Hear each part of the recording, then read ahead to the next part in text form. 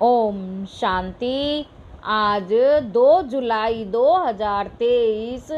आज अव्यक्त बाप दादा के मुरली के अनमोल मधुर महावाक्य हैं। रिवाइज कोर्स 26 जनवरी 1995। अव्यक्त बाप दादा की मुरली का टाइटल है ब्रह्मा बाप के और 2 कदम। ब्रह्मा बाप के और 2 कदम, फरमान बरदार वफादार। आज बाप दादा चारों ओर के स्नेही और सहयोगी बच्चों को और शक्तिशाली समान बच्चों को देख रहे हैं। स्नेही सभी बच्चे हैं, लेकिन शक्तिशाली यथाशक्ति है। शक्तिशाली यथाशक्ति हैं। स्नेही बच्चों को स्नेह का रिटर्न पदम गुणा स्नेह और सहयोग प्राप्त होता है। शक्तिशाली समान बच्चों को सदा सहज विजयी भाव का रिटर्न मिलता है। शक्तिशाली समान बच्चों को सदा सहज विजयी भाव का रिटर्न मिलता है।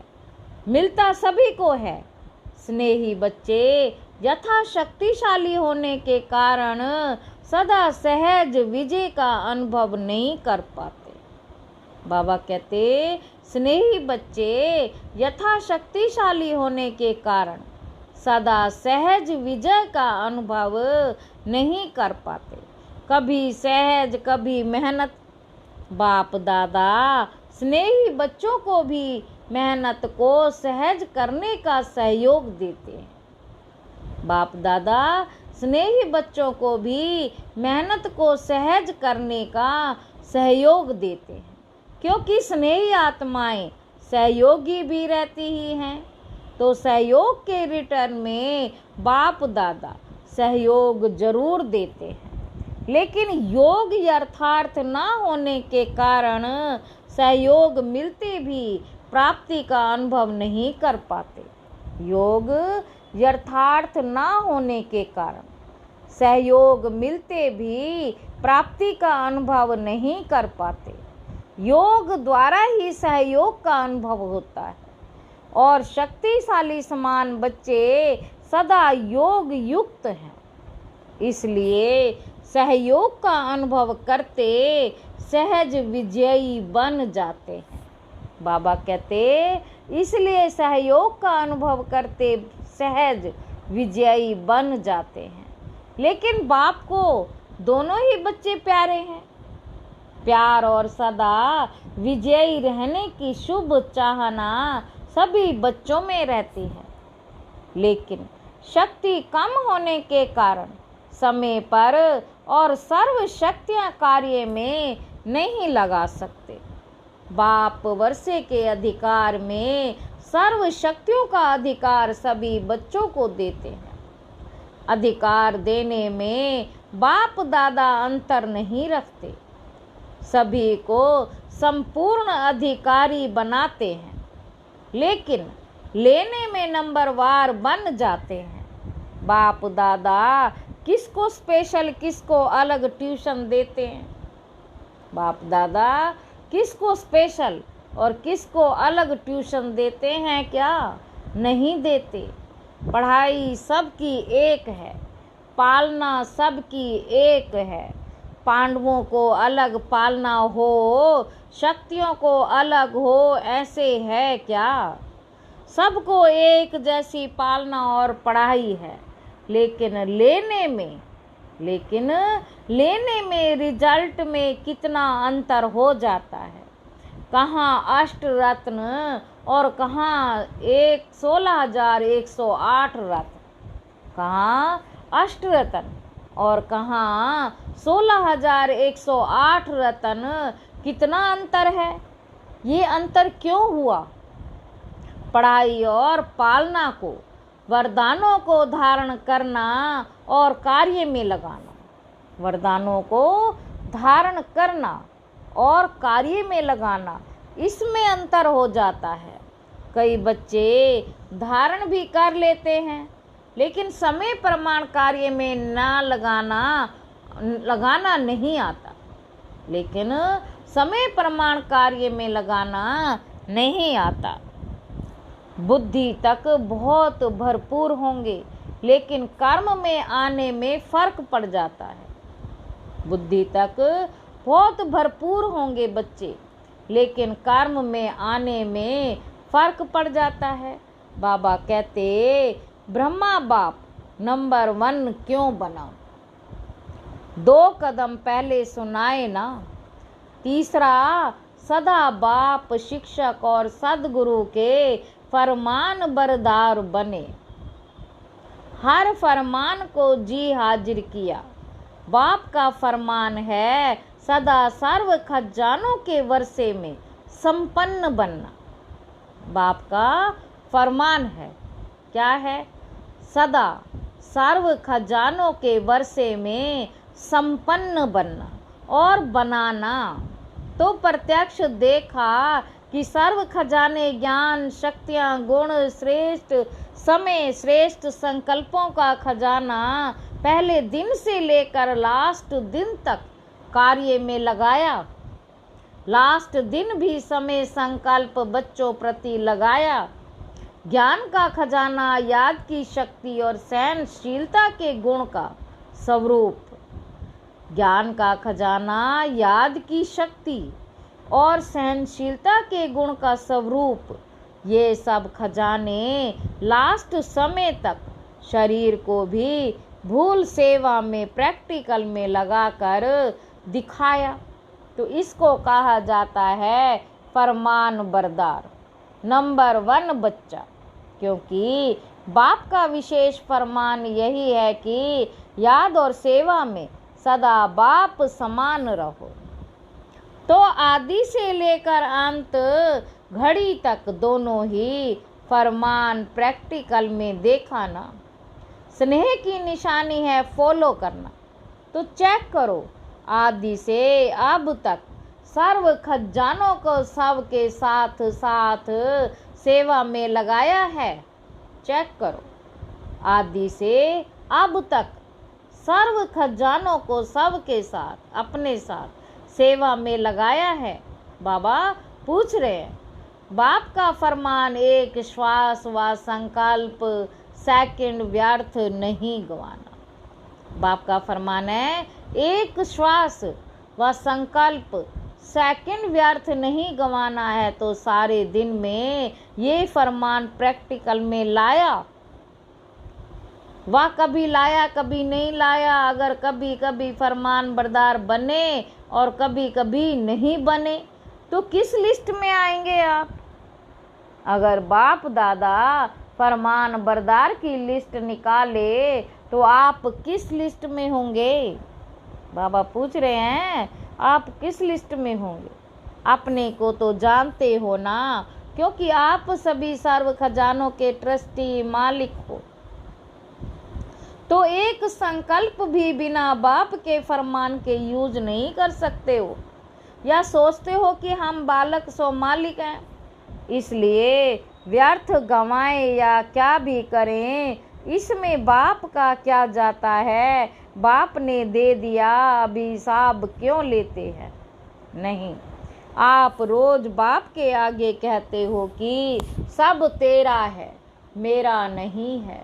कहते हो ना कि टाइम पर मेरा और टाइम पर तेरा। जब हमारा मतलब हो तो मेरा, वैसे तेरा। ऐसी चतुराई तो नहीं करते हो।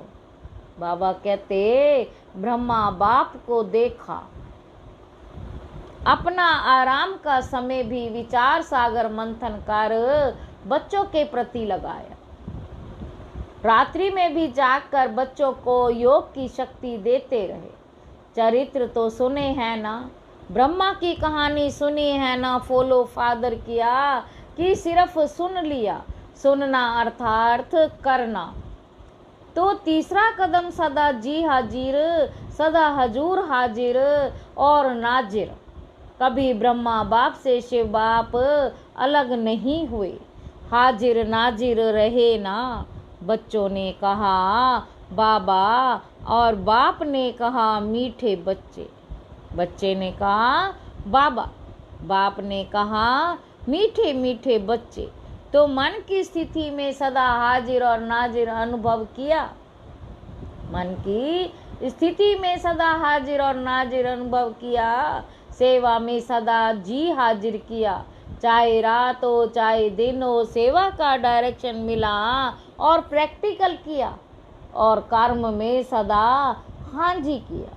हाँ जी का पाठ पढ़ाया ना, तो आप क्या फॉलो करते हो? कभी हाँ जी कभी ना जी तो नहीं करते। तो प्यार का सबूत दिखाओ। ऐसे नहीं सोचो कि जितना बाबा से मेरा प्यार है उतना और किसका नहीं। मेरे दिल में देख लो, क्या दिखाऊं क्या सुनाऊं, क्या दिखाऊं क्या सुनाऊं। बच्चे ऐसे गीत गाते हैं, लेकिन सबूत दिखाओ। सबूत है फॉलो फादर। बाबा कहते सबूत है फॉलो फादर। तो चेक करो स्थिति में, सेवा में, कर्म में, स्थिति में, सेवा में, कर्म में, अर्थात संबंध संपर्क में। संबंध और संपर्क में आना ही कर्म है। तीनों में सदा फॉलो फादर है। हर फरमान सिर्फ बुद्धि तक रहता है या कर्म में भी आता है। रिजल्ट में देखा जाता है कि अगर बुद्धि और वाणी में 100 बातें रहती हैं तो कर्म में 50 हैं, तो उन्हों को फॉलो फादर कहे। अधूरी रिजल्ट वालों को फॉलो फादर की लिस्ट में रखें। आप क्या समझते हैं? वे फरमान बरदार हैं कि आप आधे में राजी हैं, थोड़ा थोड़ा अंतर पसंद है। शुरू में माला भी बनाते थे, गोल्डन सिल्वर भी लिस्ट निकालते थे, तो अभी फिर से लिस्ट निकालें कि सिल्वर में नाम देखकर कॉपर बन जाएंगे। सिल्वर में नाम देखकर कॉपर बन जाएंगे। बाबा कहते समय की सूचना बाप तो दे ही रहे हैं, लेकिन प्रकृति भी दे रही है। बाप भी दे रहे हैं, प्रकृति भी दे रही है। प्रकृति भी चैलेंज कर रही है, तो समय के प्रमाण आप लोग औरों को भी सूचना देते रहते हो। बाबा कहते समय के प्रमाण आप लोग औरों को भी सूचना देते रहते हो। भाषणों में सबको कहते हो कि समय आ गया। समय आ गया है तो अपने को भी कहते हो या सिर्फ दूसरों को कहते हो? दूसरों को कहना तो सहज होता है ना, तो स्वयं भी यह चैलेंज स्मृति में लाओ। समय के प्रमाण अपने पुरुषार्थ की गति क्या है? बाप दादा का एक बात पर अंदर ही अंदर मुस्कुराते रहते हैं। किस बात पर मुस्कुराते हैं जानते हो? एक तरफ मेजॉरिटी बच्चे कभी कभी एक सेकंड ये सोचते हैं कि समय प्रमाण पुरुषार्थ में तीव्रता होनी चाहिए, और दूसरी तरफ जब माया अपना प्रभाव डाल देती है तो दूसरे सेकंड ये सोचते हैं कि ये तो सब चलता ही है, ये तो महारथियों से भी परंपरा चला आता है। तो बाप दादा क्या करेंगे? गुस्सा तो नहीं करेंगे ना, मुस्कुराएंगे। और इसका विशेष कारण है कि समय प्रति समय पुरुषार्थ को बहुत सहज कर दिया। समय प्रति समय पुरुषार्थ को बहुत सहज कर दिया है, इजी कर लिया है, बिल्कुल सरल। स्वभाव को इजी नहीं करते, स्वभाव में टाइट होते हैं, पुरुषार्थ में इजी हो जाते हैं। फिर सोचते हैं सहज योग है ना, लेकिन जीवन में पुरुषार्थ में इजी रहना है। जीवन में और पुरुषार्थ में इजी रहना है, इसको सहज योग नहीं कहा जाता, क्योंकि इजी रहने से शक्तियाँ मर्ज हो जाती, ये मर्ज नहीं होती। आप सभी अपने ब्राह्मण जीवन के आदि का समय याद करो। उस समय कैसा पुरुषार्थ रहा? इजी पुरुषार्थ रहा या टेंशन वाला पुरुषार्थ रहा? अटेंशन वाला रहा, उमंग उत्साह वाला रहा, और अभी अलबेलेपन के डनलप के तकिए और बिस्तर मिल गए हैं। साधनों ने आराम प्रस्थ ज्यादा बना दिया है, तो अपने आदि के पुरुषार्थ, आदि की सेवा और आदि के उमंग उत्साह को चेक करो। क्या था? आराम पसंद थे नहीं, और अभी थोड़ा थोड़ा है। साधन सेवा के प्रति है, साधन स्वयं को आराम पसंद बनाने के लिए नहीं। तो अभी डनलप का तकिया और बिस्तरा निकालो, पटरानियां बनो, पटराने बनो। बाबा कहते अभी डनलप का तकिया और बिस्तरा निकालो, पटरानियां बनो, पटराने बनो। भले पलंग पर सो, लेकिन स्थिति पटरानी पटराने की हो। देखो, आदि सेवा के समय में साधन नहीं थे, लेकिन साधना कितनी श्रेष्ठ रही। जिस आदि की साधना से ने ये सारी वृद्धि की है, तो साधना के बीज को विस्तार में छिपा नहीं दो। साधना के बीज को विस्तार में छिपा नहीं दो। जब विस्तार होता है तो बीज छिप जाता है। बाबा कहते जब विस्तार होता है तो बीज छिप जाता है। तो साधना है बीज, साधना है बीज, साधन है विस्तार। तो साधना का बीज छिपने नहीं दो। अभी फिर से बीज को प्रत्यक्ष करो। बाप दादा ने इस सीजन में काम दिया था, लेकिन किया नहीं। याद है क्या दिया था? कि कॉपियों में है काम दिया था कि बेहद के वैराग्य वृत्ति पर स्वयं से भी चर्चा करो और आपस में भी चर्चा करो और प्रैक्टिकल में इस साधना के बीज को प्रत्यक्ष करो। तो किया कि एक दिन सिर्फ डिबेट कर ली, वर्कशॉप तो हो गई, लेकिन वर्क में नहीं आई। तो वर्तमान समय के प्रमाण अभी अपनी सेवा व सेवा स्थानों की दिनचर्या बेहद के वैराग्य वृत्ति की बनाओ। अभी आराम की दिनचर्या मिक्स हो गई है। ये अलबेलेपन शरीर की छोटी छोटी बीमारियों भी बहाने बनाते हैं। ये अलबेलापन शरीर की छोटी छोटी बीमारियों के भी बहाने बनाता है। पहले भी तो बीमारी होती थी ना, लेकिन सेवा का उमंग बीमारी को मर्ज कर देता है। जब कोई आपके दिल से पसंद सेवा होती है तो बीमारी याद आती है। अगर आपको इंचार्ज बहन कहे नहीं, आपकी तबीयत ठीक नहीं है, दूसरे को करने दो, तो करने देंगे। उस समय बुखार व सिर दर्द कहाँ चला जाता है। और जब सेवा कोई पसंद नहीं होगी तो क्या होगा? सिर दर्द भी आ जाएगा, पेट दर्द भी आ जाएगा। सुनाया है ना कि अगर बहानेबाजी में बुखार करेंगी तो टीचर कहेगी कि थर्मामीटर लगाओ, लेकिन पेट दर्द और सिर दर्द का थर्मामीटर तो है ही नहीं। पेट दर्द और सिर दर्द का तो थर्मामीटर है ही नहीं। मूड ठीक नहीं होगा और कहेंगे कि पेट दर्द है।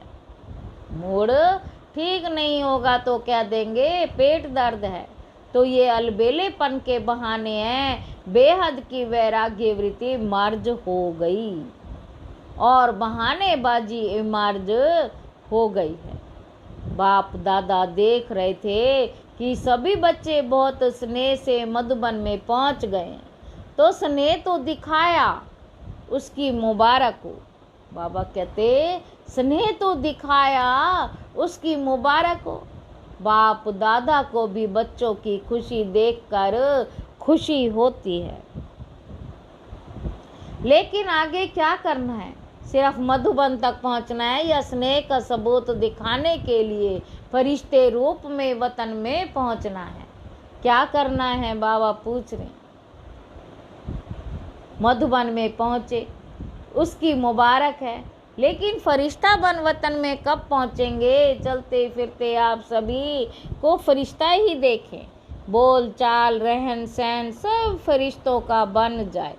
और फरिश्ते का अर्थ ही है डबल लाइट। तो दिनचर्या में लाइट नहीं बनना है, लेकिन संबंध संपर्क में स्थिति में लाइट बनना आता है कि बोझ खींचता है। बाप दादा स्नेह का सबूत देखना चाहते हैं, और जब स्नेह का सबूत देंगे तो आपको तालियां बजाने की जरूरत नहीं पड़ेगी, लेकिन माया भी ताली बजाएगी। वह विजयी, वह प्रकृति भी ताली बजाएगी। तो अभी कुछ परिवर्तन करो, अभी स्वयं को स्नेह के साथ शक्तिशाली बनाओ। बाबा कहते अभी स्वयं को स्नेह के साथ शक्तिशाली बनाओ, स्वयं के परिवर्तन में शक्ति रूप बनो। सहज योगी करके अलबेलापन नहीं लाओ। बाप दादा देखते हैं कि सब प्रति, चाहे सेवा प्रति, चाहे औरों के संबंध संपर्क प्रति अलबेलापन ज़्यादा आ गया है। ऐसे नहीं सोचो कि सब चलता है। एक दो को कॉपी नहीं करो, बाप को कॉपी करो। दूसरों को देखने की आदत थोड़ी ज़्यादा हो गई है, अपने को देखने में अलबेलापन आ गया है। बाप दादा ने सुनाया था कि नज़दीक की नज़र कमज़ोर हो गई है और दूर की नज़र तेज हो गई है। बाबा कहते नज़दीक की नज़र कमज़ोर हो गई है, दूर की नज़र तेज हो गई है। तो अभी क्या करेंगे? सीजन का फल क्या देंगे कि सिर्फ बाप आया, मिला, मनाया, मुरली सुनी, ये फल है? हर सीजन का फल होता है ना, तो इस सीजन का फल बाप दादा को क्या भोग लगाएंगे? भोग लगाते हो तो फल भी रखते हो ना, वो तो बाजार में मिल जाता है, कोई बड़ी बात नहीं। अब इस सीजन का फल क्या भेंट करेंगे या भोग लगाएंगे? लगाना है या मुश्किल है? तो देखेंगे कि नंबर 1 भोग कहाँ से आता है। बाप वायदा तो बहुत अच्छा करके जाते हो, वायदा तो बहुत अच्छा करके जाते हो, कभी भी ना नहीं करते हो, हाँ ही करते हो, खुश कर देते हो। लेकिन अभी क्या करेंगे? टीचर्स नंबर 1 भोग लगाएंगी ना, टीचर्स नंबर 1 भोग लगाएंगी ना, सभी सेंटर्स का भोग देखेंगे। प्रवृत्ति वाले भी भोग तो लगाते हो ना कि खुद ही खा जाते हो। तो ये नहीं सोचना कि सिर्फ सेंटर्स वालों का काम है, सभी का काम है। ये मत सोचना कि सेंटर्स वालों का काम है, सभी का काम है। तो फरमान बरदार का कदम प्रैक्टिकल में लाना है। चौथा कदम है वफादार। कभी भी मन से, बुद्धि से, संकल्प से बाप के बेवफा नहीं बने। बाबा कहते चौथा कदम है वफादार। कभी भी मन से, बुद्धि से, संकल्प से बाप के बेवफा नहीं बनना। वफादार का अर्थ ही है सदा एक बाप दूसरा न को, एक बाप दूसरा न को। संकल्प में भी देह के संबंध, देह के पदार्थ व देहधारी व्यक्ति आकर्षित नहीं करे। जैसे जब पति पत्नी एक दो के वफादार बनते हैं, तो स्वप्न में भी अगर पर दूसरे की याद आ गई तो वफादार नहीं कहा जाता।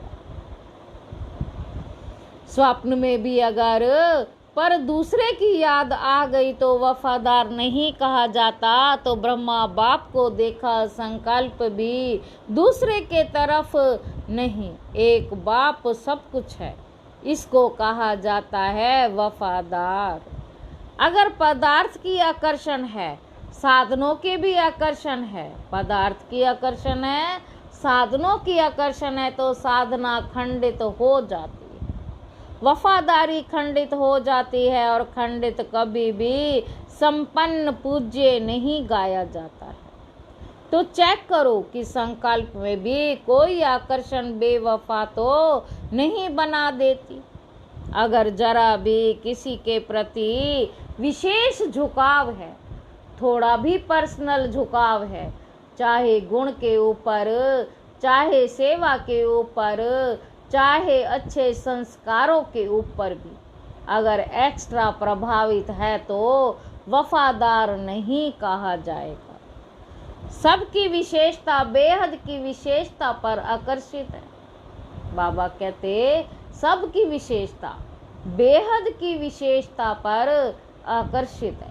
वो दूसरी बात है, लेकिन किसी विशेष व्यक्ति या वैभव के ऊपर आकर्षित है तो वफादार की लिस्ट में खंडित गाया जाएगा।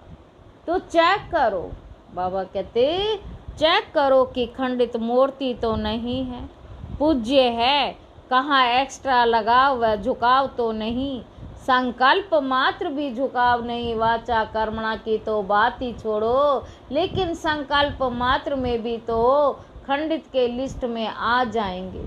तो चेक करना आता है ना। अच्छा, चारों ओर के स्नेह का सबूत देने वाले हर फरमान को संकल्प बोल कर्म में लाने वाले, सदा स्वयं को बाप समान सिंपल और सैंपल बनाने वाले, ब्रह्मा बाप के हर कदम पर कदम रखने वाले, ऐसे शक्तिशाली बाप समान बनने के दृढ़ संकल्पधारी सर्व बच्चों को बाप दादा का याद, प्यार और नमस्ते।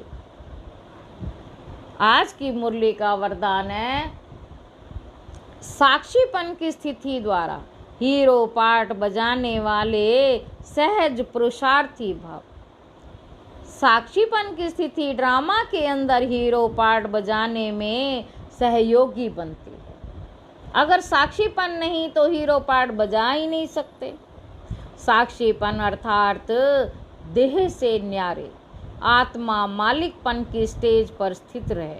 आत्मा मालिकपन की स्टेज पर स्थित रहे, देह से भी साक्षी मालिक। इस देह में कर्म कराने वाली ऐसी साक्षी स्थिति ही सहज पुरुषार्थ का अनुभव कराती है, क्योंकि इस स्थिति में किसी भी प्रकार का विघ्न या मुश्किलात नहीं आ सकती। ये है ही मूल अभ्यास। इसी अभ्यास से लास्ट में विजयी बनेगी। आज के मुरली का स्लोगन है, फरिश्ता बनना है तो अपने सर्व रिश्ते एक प्रभु के साथ जोड़ लो। अच्छा, ओम शांति।